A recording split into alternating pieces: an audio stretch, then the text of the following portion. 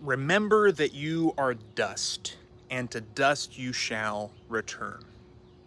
On most Ash Wednesdays, those words are meant to wake us up from our stupors and remind us that we better get on with the important stuff of life and faith and following Jesus, because we might not get the chance tomorrow. On most Ash Wednesdays, most of us aren't thinking too much about how we are absolutely going to die someday, and it's a sobering reminder as we start Lent. But not so much this year.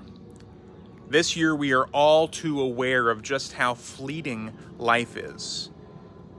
So we're not holding Ash Wednesday services because, well, we don't want to accidentally cause someone's death while reminding them that it's coming.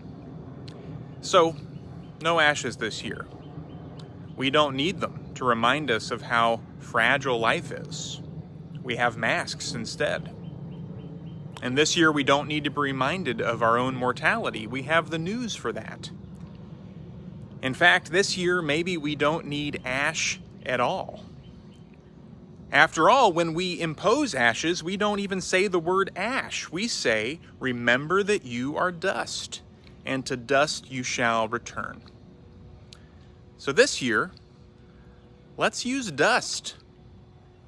Get it off the top of your fan blade or get some dirt from outside. Because this year, we don't need to be reminded of how fragile life is. We know that.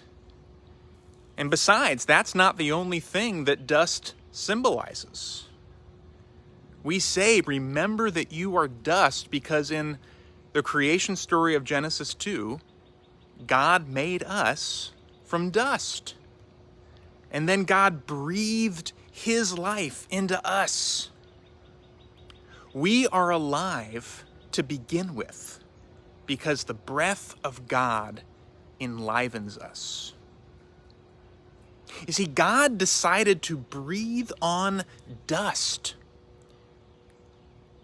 He decided to bring dust to life.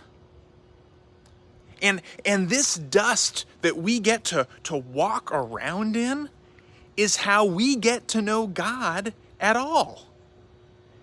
It's how we experience pain and pleasure. It's how we see other dust people as fellow travelers, as brothers and sisters. This is how God gets to us.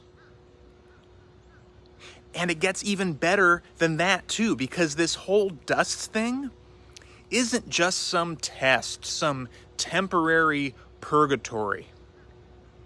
No, God took on this dust himself. Jesus Christ is the eternal Word made flesh. God chose dust for himself, not just for us. You see, God loves dust, no matter what kind of shape it's in. It's not a curse to be dust. It's a blessing. Well, thanks for listening. Throw some dust on your head if you want. But most of all, have a holy Lent.